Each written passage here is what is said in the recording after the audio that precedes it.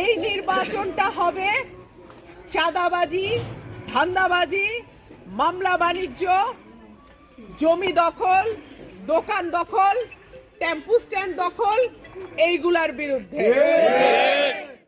আর আমার যেহেতু কোনো মার্কা নাই, দলীয় মার্কা নাই, আমি ঠিক করেছি আমি হাঁস মার্কায় দাঁড়াবো। আপনারা সকলে প্রতীক বরাদ্দের দিন এটা অবশ্য আরো বেশি পরিষ্কার হয়ে যাবে যে মার্কা কি দাঁড়ায়।